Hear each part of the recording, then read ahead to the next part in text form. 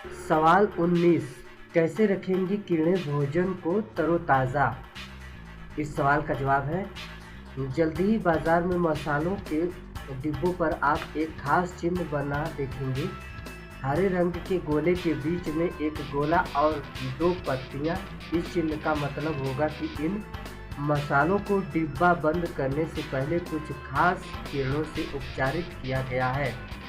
ऐसा करने से मसाले 2 साल तक खराब नहीं होंगे और उनकी गुणवत्ता भी ज्यों की त्यों बनी रहेगी। इसके अलावा धातु और प्याज के भी लंबे समय के लिए भंडारित करने से पहले इसी तरह कीड़ों से उपचारित किया जाएगा।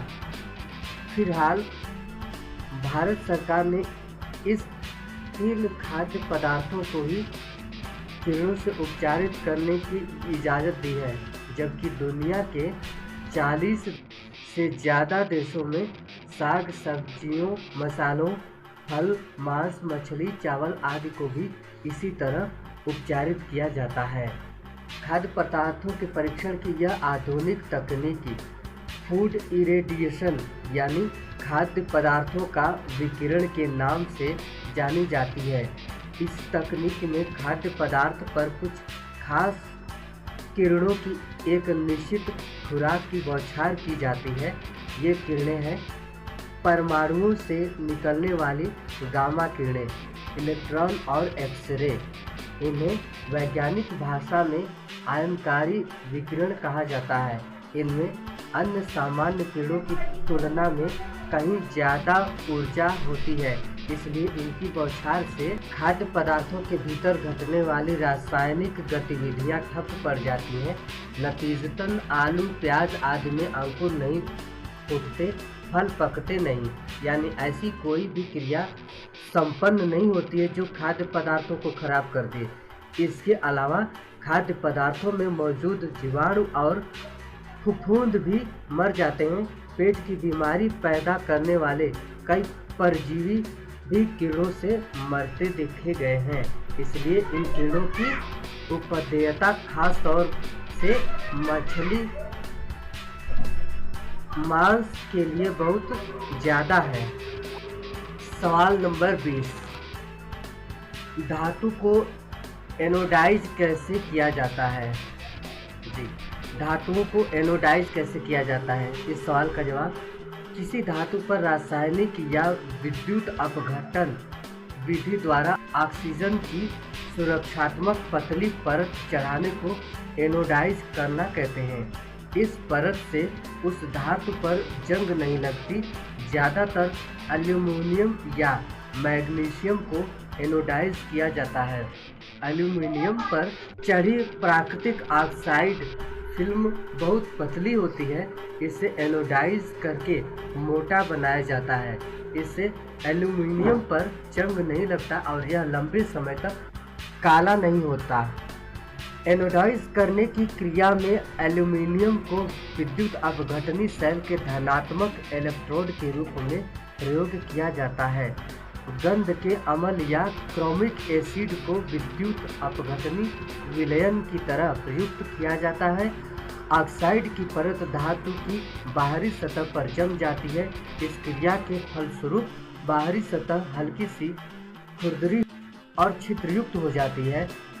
एनोडाइज करने के बाद इन सूक्ष्म छिद्र को गर्म पानी या भाप की क्रिया द्वारा बंद कर दिया जाता है। इस क्रिया में ऑक्साइड परत का आयतन बढ़ जाता है। इससे जंग लगने की संभावनाएं और भी कम हो जाती हैं। सवाल नंबर 21, शरीर का कोई भी अंग शून्य क्यों हो जाता है? इस सवाल का जवाब, जब शरीर के किसी हिस्से जैसे हाथ पैर में कुछ देर तक रक्त संचार रुका रहकर दोबारा शुरू हो जाता है तो एक विचित्र तरह की अनुभूति होती है।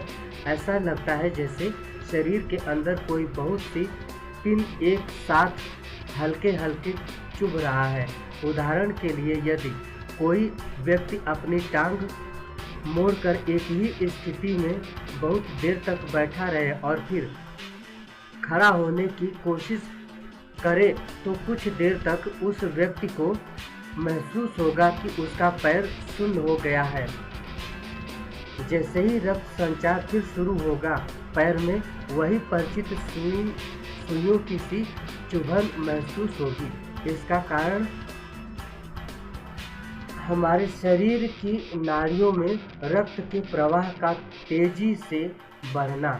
नाड़ियों में बहने वाले रक्त का सबसे महत्वपूर्ण काम होता है कि शरीर के अंगों के रक्त जिस स्थान से गुजरता है वहां से जहरीले फालतू पदार्थ भी इकट्ठे करके बहाता है।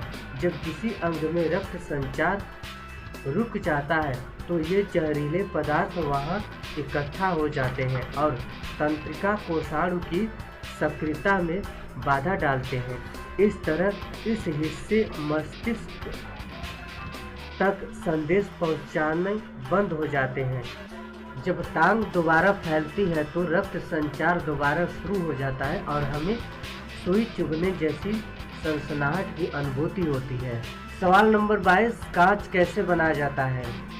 सवाल का जवाब, कांच के निर्माण की कला बहुत पुरानी है, पर यह निश्चित रूप से नहीं कहा जा सकता है कि मनुष्य ने कांच बनाना कब सीखा। कांच के निर्माण में मुख्य रूप से सिलिका, सोडियम कार्बोनेट और कैल्शियम कार्बोनेट का मिश्रण प्रयोग में लाया जाता है। इन पदार्थों को अच्छी तरह पीस कर मिलाकर बड़ी बड़ी भट्टियों में पिघलाया जाता है। जब इन पदार्थों का मिश्रण पिघलकर एक हो जाता है तो उसे चादरों या छड़ों के रूप में ढाल लिया जाता है। इस प्रकार बना ठोस पदार्थ ही कांच होता है। कांच की अनेक किस्में हैं। अलग अलग किस्म का कांच बनाने के लिए ऊपर वाले मिश्रण में कुछ दूसरे पदार्थ जैसे मैग्नीशियम ऑक्साइड, बारीक oxide, aluminium oxide, zinc oxide, lead oxide आदि को मिलाकर पिघलाया जाता है। कांच को रंगीन बनाने के लिए तांबा, लोहा, सेलेनियम, क्रोमियम, कोबाल्ट आदि धातुओं के ऑक्साइड प्रयोग किए जाते हैं। इन पदार्थों को मिलाकर अलग अलग रंग का कांच बनाया जाता है। सवाल 23, हमारी दो आँखों के क्या कार्य हैं? इस सवाल का जवाब है, यदि हम एक आंख बंद करके देखें तो दूर की वस्तुएं लगभग उतनी ही स्पष्ट दिखाई देती हैं जितनी कि दोनों आँखों से, लेकिन एक आंख बंद करके पास की वस्तुओं को देखने में काफ़ी फर्क आ जाता है। बाईं आंख बंद करने पर हमें बाईं ओर की वस्तुएं नहीं दिखाई देती हैं और दाईं आंख बंद करने पर दाईं ओर की वस्तुएं नहीं दिखाई देती। दूरी का सही बोध हमें केवल दोनों आँखों की सहायता से ही होता है। एक आँख से देखने पर हमें वस्तुओं के दो आयामों का ही आभास हो पाता है, पर दोनों आँखों से देखने पर वस्तु की लंबाई, चौड़ाई और मोटाई तीनों का ही ज्ञान प्राप्त हो जाता है। बाईं आँख वस्तु के बाएं भाग को और दाईं आँख वस्तु के दाएं भाग को ही अधिक देखती है। इस प्रकार दोनों आँखों से देखने पर वस्तु के ठोसपन और गहराई का पूर्ण ज्ञान प्राप्त हो जाता है। इसके अलावा किसी कारणवश एक आँख के खराब या नष्ट होने पर आदमी दूसरी आँख से देख सकता है और पूरी तरह से अंधा होने से बच जाता है। सवाल नंबर 24, आकाश का रंग नीला क्यों दिखाई देता है? इस सवाल का जवाब यह है, सूर्य का प्रकाश 7 रंगों से मिलकर बना है। ये रंग है बैंगनी, जामुनी, नीला, हरा, पीला, नारंगी और लाल। जब प्रकाश किरणें वायुमंडल कणों से टकराती हैं तो इन 7 रंगों में से बैंगनी, जामुनी, नीला रंग सबसे अधिक छितरते हैं, जबकि लाल सबसे कम प्रकाश के छितरने से हमारी आंखों तक ये 3 रंग अधिक मात्रा में पहुंचते हैं। इन 3 रंगों का मिश्रण लगभग नीला होता है, इसलिए आकाश हमें नीला दिखाई देता है। यदि धरती के चारों ओर वायुमंडल न होता तो आकाश हमें काला दिखाई देता। यदि हम चंद्रमा की सतह पर खड़े होकर देखते तो भी आसमान का रंग काला दिखाई देता। इस प्रकार किसी अंतरिक्ष यान से देखने पर भी आकाश का रंग काला दिखाई देता है।